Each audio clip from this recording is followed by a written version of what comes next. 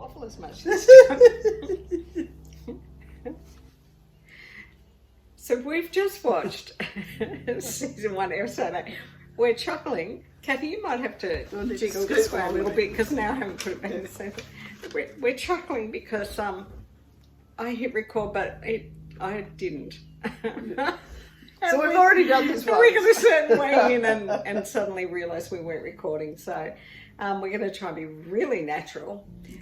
Before we started that, you were saying about how it was different watching episode 8 this time, having seen season 2. Yes, because having seen season 2, I know what happens next, so I could watch it in a much more kind of relaxed and accepting way instead of, I mean, there's so many questions in the episode, but all of those questions of what, you know, who's alive and who's dead and where are they going to end up and what's going on, I could leave that safely in the hands of season 2 and just watch the episode for itself, I think. Yeah. Makes a big difference. It's a huge difference. Yeah.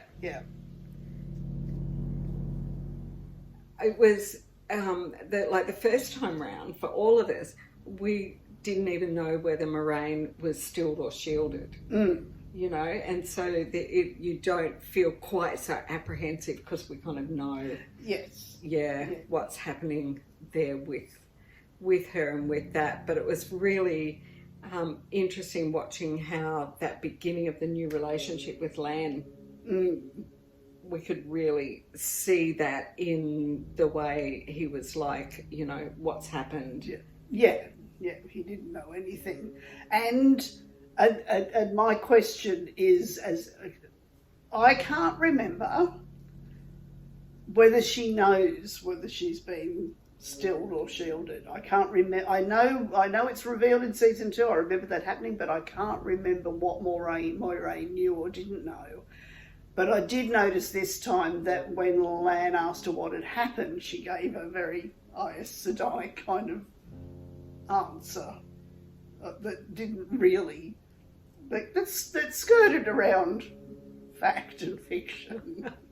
It just told him like nothing. It told him nothing at all. It's just, I could no longer connect to the source or whatever it was that she said, but as you can say, I can't touch the source. Yeah. But there was nothing about what had happened, you know. No. Why. No. Yes. And I loved the way only, moments before Rand had said to her, tell them I died. And she's like, oh, I can't lie. And then snap, a moment later, he's gone. Like, and she just does it. And then tells Lan nothing more.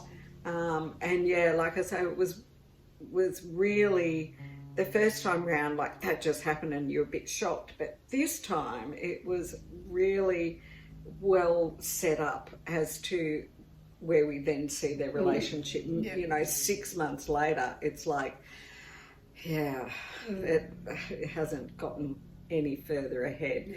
But so far as whether Moraine knows, is she shielded or stilled, I'm going to let Cathy figure that out for herself as we watch season 2 again. I'm looking forward to that, actually. Yeah.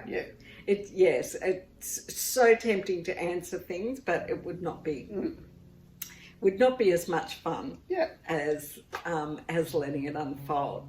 So we both took notes, and Cathy took way more notes than last time, which is fun. So what have you got, Cathy? So my first question came right at the very beginning of the episode with the flashback to Luz Theron. And, you know, he's going to go off and he's going to cage the Dark One. And I just suddenly thought to myself, because now I realise, because when we watched season 1 originally, you don't know that what's uncaged is not the Dark One, it's Ishmael. And so I just was really kind of thrown because, so in season 2, clearly at least some people know what Ishmael is. So they know he's not the Dark One, that he's a Forsaken. So in season 2, who knows that? I can't remember. Oh, Moraine definitely does, but I can't remember who else knows.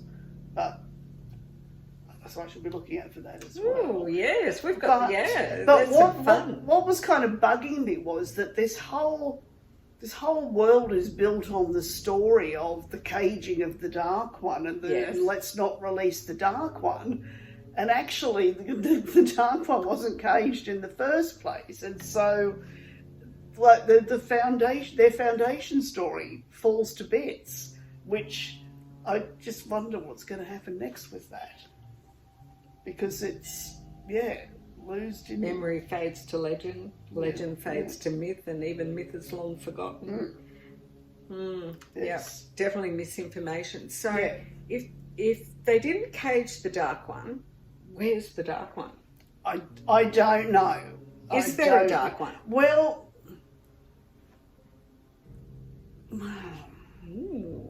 see, if you start to go down that road, then that becomes a question you need to be able to ponder, doesn't it? yes. So, I don't know. My sense is that the Dark One is not a Dark One that's kind of corporeal or can be contained in a thing, but a dark. It's the dark source power. I don't know. Right. I don't know. No, I like but your it's, thinking. This is good, because you are thinking. You know, in season 1, it feels like the Dark One is a person. You know, even though we know they're not. The fact that we keep seeing that human body makes us think of the Dark One as almost being like a person. But now you're starting to think, you know, quite laterally about, well, what is the Dark One, and what does that all mean? Yeah. And I guess, because we're conditioned by books like Lord of the Rings, you know, the Dark One's an equivalent of Sauron, you know, that's in a particular place, in a particular form. Yeah. So it feels to me like, building onto my multiple-headed dragons theory, that they've either got a multiple-headed Dark One, or the Dark One, or is just a power or something that is in the world. All right, good. I don't know. No, I like it. What I think I need to do before season 3 comes out, and we still don't have a date, so so I've got a little while to do it, is kind of flick back through all of our talks once we finish rewatching season 2, and maybe like make a few little notes about things you know that are really up in the air for you, that will be really interesting to be able to talk about them when season 3 comes around. So I think that would be fun to do. All right, so the caging of the Dark One is not what it appeared to be, and we've just got to waffo watch and find out. Yep. And hope that we find out. Yeah. All right. I'm cranky. We still don't know what Moiraine's tell is, and I do wonder whether that has any kind of significance for future episodes. I was thinking, did I miss it? Because there was so much happening last time, and I'm really watching it. It's like, no, we still don't know. I think we'll be able to just put that down to being a season 1-ism and forget it. Okay, all right. Or should I string Cathy along? No, honestly, I would. Don't. Oh well, that's frustrating. Contemplate the Dark One. Right. All right. I'll forget Not about Moiraine's tell. Okay. All right. Rightio. I'll do that. I love it. Okay. My other question, I've got one that could come at the end because it's not related to the story. It's about Rosamund Pike. But my other story question, it was about the San Grail. And again, I was about the San Grail. Yep. Totally stolen from Arthurian myth, but really, of course, Arthurian legend is huge in the Wheel of Time, right? But used in a very weird way here. But anyway. Yes. So we don't know what it is. We just know it's really old. Mm-hmm. Yep. We don't know where it came from. Correct. So we simply saw it. That was the first thing we ever saw. And from you memory, remember that, don't you? That the very first opening scene of episode 1, Moraine is wrapping that Angriel up as she's getting ready to leave the White Tower. Oh yes, okay, I'd forgotten that. But Yep. Yes, so we'd seen it before. Yeah. Yep. Okay. But do we see it in season 2? No, we didn't. No, I didn't think we did. I don't mind. I'm not going to go look out for the Angriel. No. Yeah. So, what I was really confused about was that Moiraine keeps saying to Rand, "Don't use the power. Don't use the power. You'll go mad. Every time you use the power, you'll get madder." But then she goes, "But here, use this, and it will multiply the power." Mm-hmm. I mean, wouldn't that then mean that he would be instantly mad, or does it have some kind of protective thing to it? That's a really good question, and I would say that really what Moraine was hoping was that it would be one big bang and it's over. Right. It's all over, Red Rover. We've done it. We fixed it. Yeah. So it doesn't matter how mad he is after that, because he's done the job, you know. Okay. It's like, you're my weapon, I'm going to point you in that direction. Who cares about Rand? We're just going to... Yeah. Well, you know, what do we do? We sacrifice Rand for the whole world? I mean, that's fair. Yeah. So, whereas if she'd been encouraging him to be using it and using it, then you could have an insane person wielding the one power and doing anything. So, yeah. So, which now then raises another question for me. So when they're at is it the Eye of the World where they are? Yep. Okay. It felt like an unsatisfactory Eye of the World, just to walk down some steps and in there. It's like you need to go into I don't know, bit of journey to the centre of the earth action or something. But anyway, should have been deeper. Yes. Right. Anyway, never mind. So they're there. Ishamael is there physically, she can see who he is. Does she at that point know, does she recognise who he is now? So she knows it's not the Dark One at all. And so what she was setting out to do actually has failed. All right, we actually need to rewind to that last few minutes of the episode, to when Lan comes in. Yeah. And he says, release the bond. And and what does she say? Can't you quote it? You just watched it? No. And she says, the Dark One, I can't touch the source. That's right, yes. No, I do remember that. Yes. So she's still... But very early on, okay, we'll have to watch episode 1 of the next season, because from memory she realises she knows who she's up against pretty early on in that episode.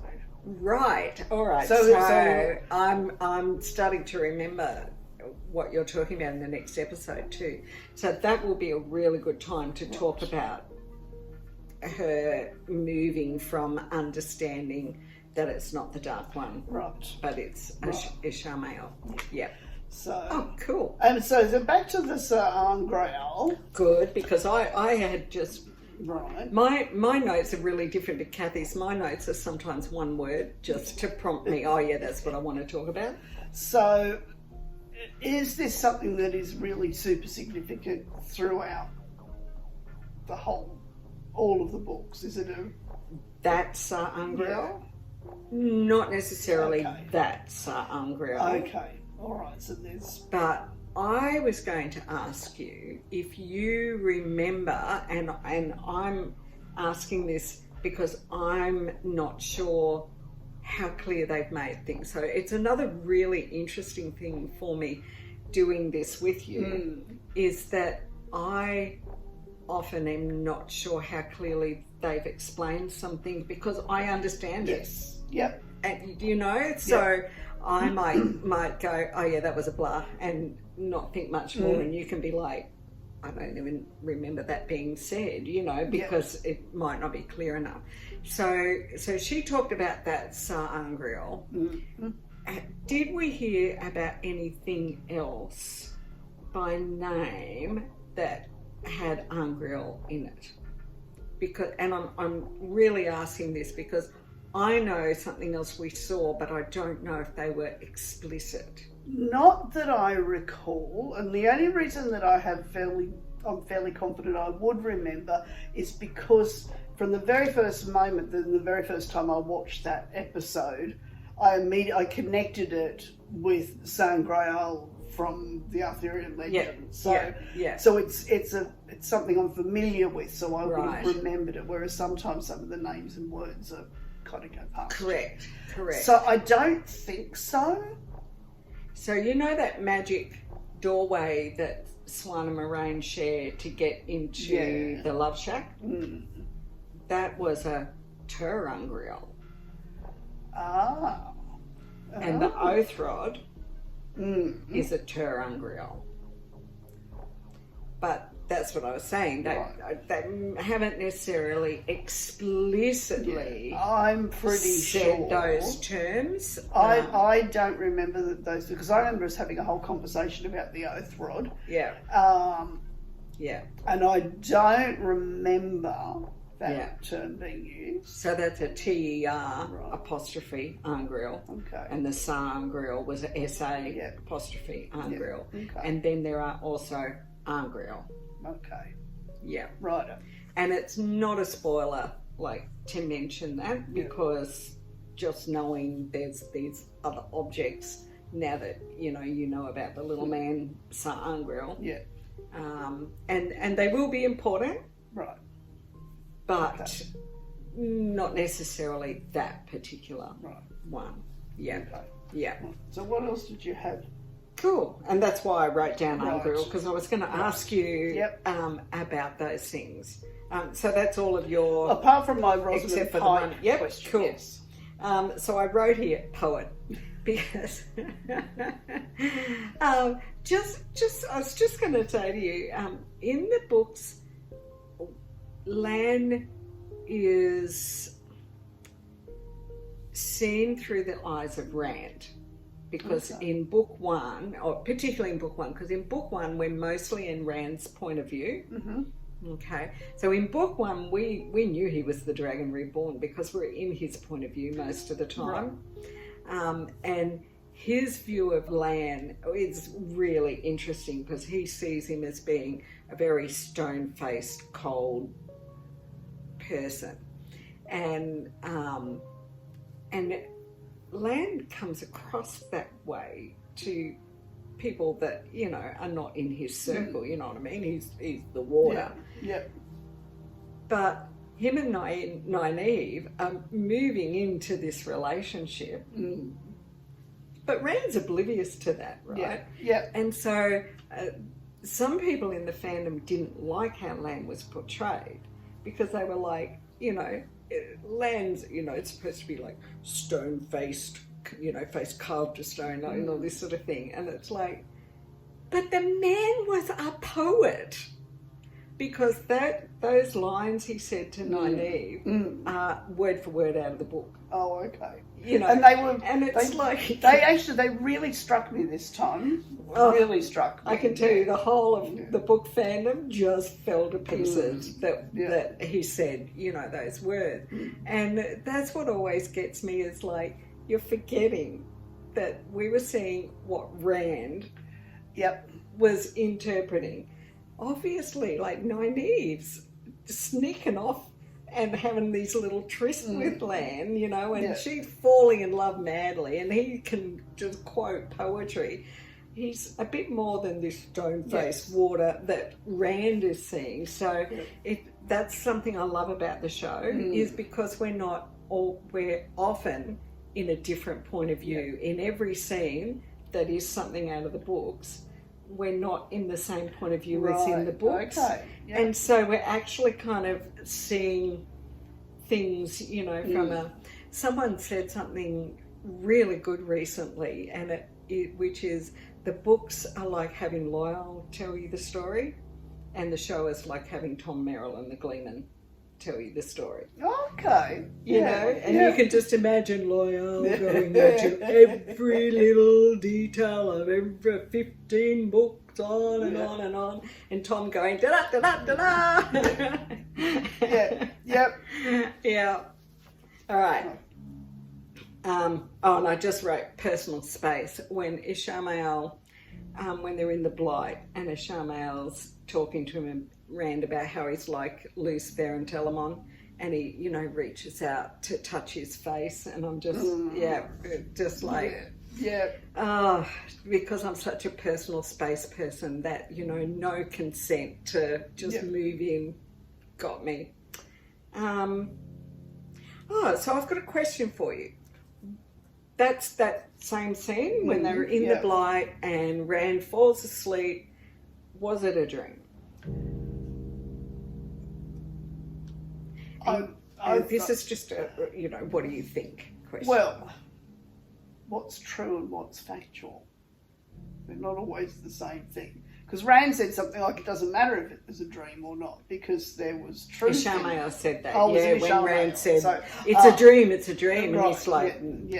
So clearly there's the dreamlike elements, because Rand wasn't stabbed by his sword, and Moiraine didn't have a knife was come alive, through it. yeah. So they weren't dead. And yet they say that, you know, if you dream that you're falling and you hit the ground, you'll die in your sleep. So... So I think it was something that was neither dream nor waking. It was a vision. I don't know. It was and so there were things in season 2 that might allude to a place that they might, and I'm not saying this is where they were, because there's actually a lot of talk about Ishmael and how he did things. Okay. I don't know. I'll have to We'll rewatch seasons. I can't wait to. We're going to have to start very soon, because I can smell that our lunch is nearly ready. And make me take photos, please. Right. This is another question for you to ponder, and you might have to answer this in season 2, and I don't know the definitive answer. Okay. But I don't think she would say this unless there is the answer, which is when Rand was saying, how am I going to be able to channel? And she tells the story about when she was a novice, that an Aes Sedai would come into her room at night and beat her with the power. Who was that? Oh, see, I just assumed that it was so, because she said it was...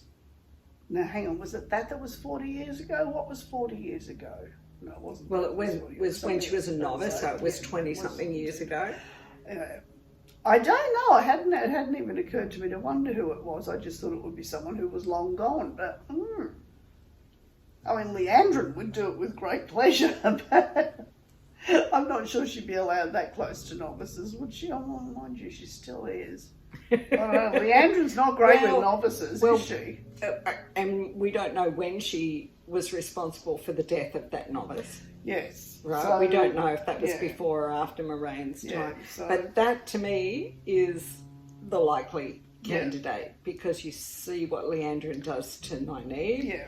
We know that she's got this reputation for doing these things, and to me it just makes sense of those little interactions with Moraine and Leandrin. You know, how Leandrin would want to touch her and would, you know, and Moraine's kind of like, I am way past you. Yeah. So I liked that little comment. I like that we got Pat and Fane at the end talking about Tarberan. Yes. Even though, and he did explain a little bit about what Tarberan means, focal points for the pattern. Yep. So even though, if you haven't read the books, that doesn't tell you a lot. You know, there was that little bit in there. And what I know, because he said that because he said the 5 of you are the 5 spokes on the wheel, or 5 somethings, and Tavia and 5 focal points. 5 focal points, and because we'd just seen the 5 women who started off in a true kind of spokey pattern before they then went and formed a line, and so my brain connected it with that. Oh, nice! I like that. That's interesting. Yeah. And now this was the bit that I noticed that I hadn't noticed watching before, was when Rand was at the home he'd built with Egwene and the baby in that whole scene, and Ishamael cuts Egwene's throat. It's the same spot and the same pattern as where Moraine cuts Rand's throat with the knife. Oh, yes, it was. Yep. And it was, and it was only as she pulled away from that and he came to and that blood was there, I was like, it's the same pattern of blood, everything. That was really, that was just a tiny thing, but I went, there's always another detail. Yeah. All right. So my last question, which is a very quick one. Yeah. So and it occurred to me when the opening credits were coming up, and Rosamund Pike is one of the producers, and my question is, did she already know and love the books before all of this happened, or did she fall in, because she seems to be very deeply involved in the whole project. She is really deeply So involved. is this something that happened after she was cast in the part? It is. It is. And she just won another Audie Award for her narration of Book 3, The Dragon Reborn. So she won an Audie Award for The Great Hunt and now for The Dragon Reborn. So yay. Cool. Yeah, no, she hadn't read the books before, Yep. but she has read them all at least once now, and she is heavily involved. So she's producing, she is mentoring those cast members. She really actually is reminding me of Elizabeth Moss and how involved she has been in The Handmaid's Tale. Yep. You know, I hear interviews of people and what it's like working with Elizabeth Moss, and I hear interviews of how Rosamund Pike is with her crew, and I just think, wow, it's beautiful, you know. It's like, it's not just a job, go in and do this bit of acting. There's just this whole relationship where she's just bringing these young actors up beautifully. So it's great. Good. All right, I'm getting hungry now because the lunch is smelling good, and I'll describe it afterwards, and we'll go on and watch season 2, episode 1. Yay! Yes.